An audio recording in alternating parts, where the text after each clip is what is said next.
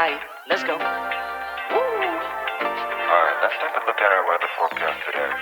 Today's forecast, a lot of sunshine, blue skies, marine clouds. Just a perfect day to go outside and relax.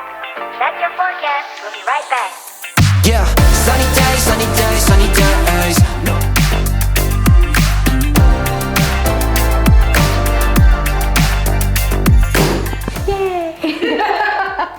Hi everyone, Dr. Anjana Bana here, and welcome back to my YouTube channel and our practice kitchen, my favorite place here with the best lighting.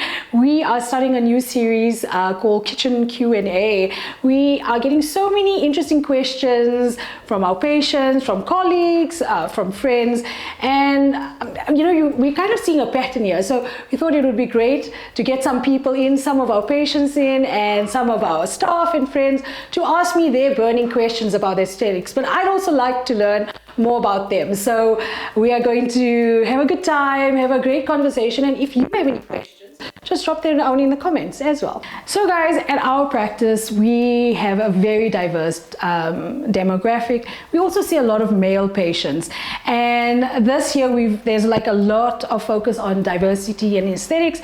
And I was just chatting to one of the docs from Netherlands as well, and they've like their whole clinic philosophy is on that. And it's not just about ethnicity or age, it's also about personal preference. And aesthetics is no longer the domain of the woman, and I think it hasn't been like that for years. So guys also want to look great, they also want to feel great. And today I've got two guys on set. One is already, as a young man, already an aesthetic veteran, and another one that's going to start his aesthetic journey soon. So we're going to get some questions from them, as well as some, some of their experiences being a guy and wanting to look fantastic.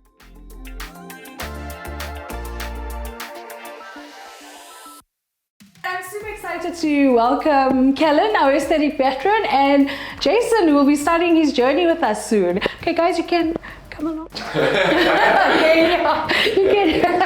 So guys, welcome to our practice and our practice kitchen. Super stoked to have you both here to ask me whatever you would like to ask me about aesthetics. And also, I'd like to learn some more about you guys. So Jason, tell me about yourself, and Kellen, afterwards you can tell us about yourself as well, even though you're like a regular, Yeah, so my name is Jason Lopez. I'm a personal trainer and I'm a CEO to my own engineering company. I'm 22 years old, and I've been very interested in wanting to learn more about Aesthetics, about aesthetics, and yes. about to look after myself and see how males can actually go about it, because I haven't really seen a lot of guys that are so much looking into it, if you could say that. Okay, all right. A bit shy of it, if you could say. Oh, that's about shy to say. Is there have you ever had any of these sort of things done before? Not at all. I've thought about it, for example, I know from training and stuff and stress, I do have seen a loss of hair, my hair thins out and stuff, and I've always wanted to find out more to see how I could maybe stop the process of getting worse, or try and get it sorted out before even it starts really getting bad, if you could call it. Very interesting, because both Jason and Kellen are young, and people think of medical aesthetics as something for, or they used to think of it as something for older patients. So they call it, I don't like the word defensive aging, because aging is almost seen as a negative. So pre-rejuvenation, so almost a preventative or an enhancement of yourself without looking too different. And Kellen, tell me about yourself. I'm Kellen Saltby, as you all know. I'm a model, diagnostic radiographer. I own two companies called Bloomology, and one is an events management company called Hotel Events. Yes. So I keep myself very busy. The stress does get to me. Yes. As you know, being Indian, of that ethnic group, our hair thins out really easily. We have receding hairlines. Stress is also a very big factor. So yes, I've been experiencing all of those things, which actually made me take the plunge actually. Yes. To look at all of these treatments, because I'd rather be more, what's the word I'm looking for?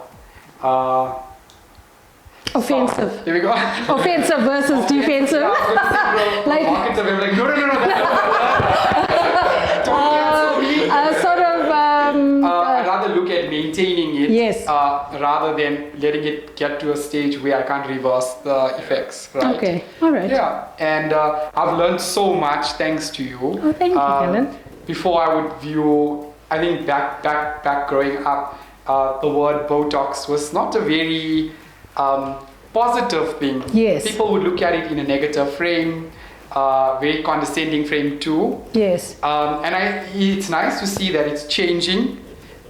You see a lot of males starting to gradually take on to, aesthetic treatments, which is also a good thing too. They're taking care of themselves. Okay. Yes. No. It is growing. It's a growing demographic. Is the male patient, and surprisingly, we actually do see a lot of Indian male patients, which I'm pretty, surprised about. And the things it's mainly skin. Skin is a big thing. Hair rejuvenation, like you mentioned, Jason. We'll go through some of the things you can do. And Kellen said hair rejuvenation, and what it was 2 days ago, and you wouldn't say. So that's the whole thing. You mustn't say, and he mustn't look he must just look like you've just come back from a really lacquer holiday. So we did his second phase under eye filler. That's also another thing with guys. You don't want to look too full. You don't want to look, because a guy is attractive if this is a little bit flat and then this is more enhanced. But under the eye area, you start looking tired, even from a younger age. And because you both deal with people, you want to look trustworthy. You want to look, full of vitality, and you don't want to look tired. So that's one of the other things. And what else did we do? We did your lips. So people think lips are only for women, but lips are also for guys. You get dry lips. It doesn't have to be huge or anything, but it's just a subtle enhancement. We did so many things. We did your teeth. There's so many things going on with Kellen, but it doesn't look like it. He has to, you never know, and nobody has to know. So you were just talking about your hair. So when did you start noticing this happening? I noticed it because in high school, for example, I always used to play with my hair when I was in class and stuff, and if I had to for example, hold my hair fringe down, I feel like I had a good amount of hair. Now when I wash my hair and stuff, I almost feel like it's really thin, coming towards the front chin. Yes.